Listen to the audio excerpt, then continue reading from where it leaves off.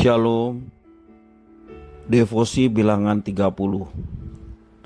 Musa berkata kepada kepala-kepala suku Israel demikian, inilah yang diperintahkan Tuhan.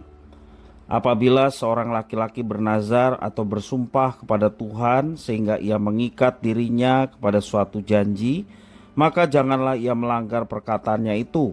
Haruslah ia berbuat tepat seperti yang diucapkannya.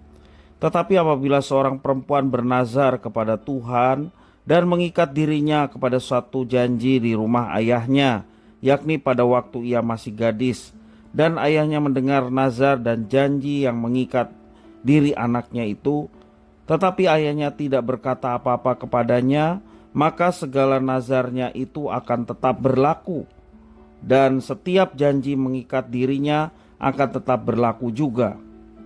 Demikian firman Tuhan. Bilangan 30 ayat 1 sampai ayat yang keempat. Dalam keseluruhan pembacaan firman Tuhan hari ini, Bilangan pasal 30 membicarakan perihal nazar. Khususnya nazar yang diucapkan oleh seorang perempuan. Nazar yang diucapkan oleh perempuan apapun statusnya, baik ia menikah ataupun dia seorang lajang atau juga janda, seringkali berkaitan dengan laki-laki. Sebenarnya tidak ada perbedaan antara nazar yang dilakukan oleh perempuan atau laki-laki. Tidak juga terdapat adanya diskriminasi terhadap pelaku nazar. Perihal nazar, Tuhan Allah memerintahkan kepada umatnya bahwa setiap orang yang bernazar haruslah melakukan tepat seperti apa yang sudah diucapkannya sebagai bentuk janji. Seorang yang bernazar disebut sebagai nazir. Seorang nazir dilarang melanggar apa yang telah diucapkannya. Nazar yang diucapkannya itu diucapkan di hadapan Tuhan, dan seorang nazir yang melanggar nazarnya sama halnya dengan melanggar apa yang telah diperintahkan Tuhan Allah. Pada saat itu, bangsa Israel cenderung patriarki atau segala sesuatunya berpusat pada laki-laki, termasuk juga garis keturunan yang membawa nama marga laki-laki. Tampaknya juga Tuhan menghendaki seorang ayah, seorang bapak atau seorang suami untuk memutuskan berlaku atau tidak berlakunya nazar yang diucapkan oleh anaknya perempuan atau juga istrinya. Jika ayah atau suami diam saja, maka nazar yang diucapkan oleh seorang perempuan itu akan berlaku. Jika seorang ayah atau suami melarang, maka nazar itu tidak berlaku, dan Allah mengampuni anak perempuan atau istrinya yang telah bernazar. Sejauh ini kita berupaya memahami ketetapan Tuhan Allah yang diberikan kepada umatnya berkaitan dengan nazar seperti yang tertulis dalam pasal 30 ini.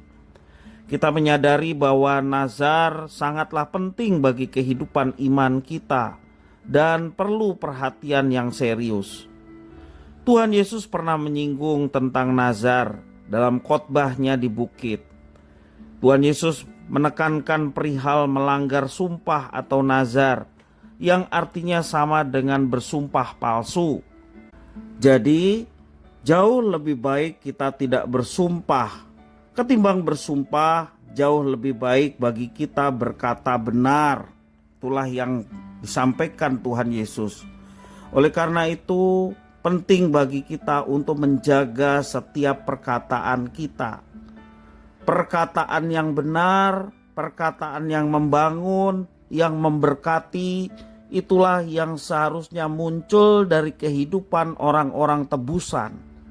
Sebagai umat Allah yang baru, kita memang tidak ada ikatan nazar-nazar seperti yang tertulis dalam Bilangan pasal yang ke-30.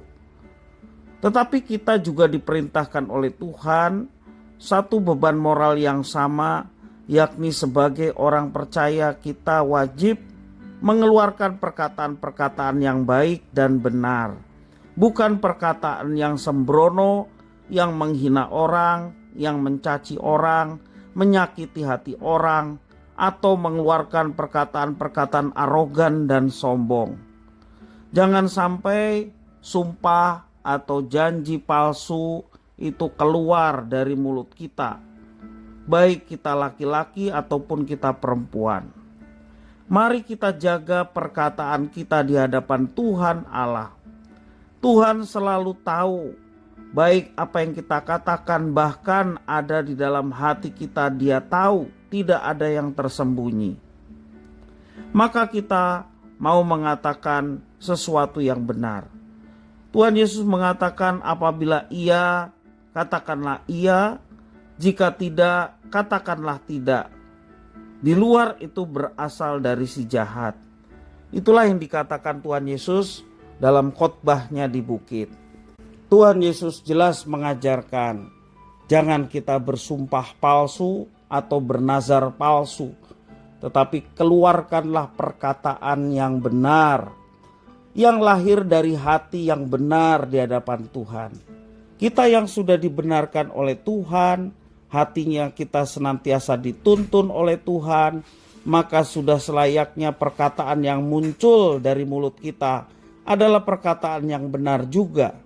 Yang benar artinya adalah sesuai dengan apa yang difirmankan Tuhan. Tuhan juga mengajarkan pada kita untuk berkata-kata yang membangun, supaya setiap orang yang mendengar perkataan kita, mereka boleh mendapatkan kasih karunia. Kasih karunia adalah kasih dari Tuhan Yesus, keselamatan dari Tuhan Yesus.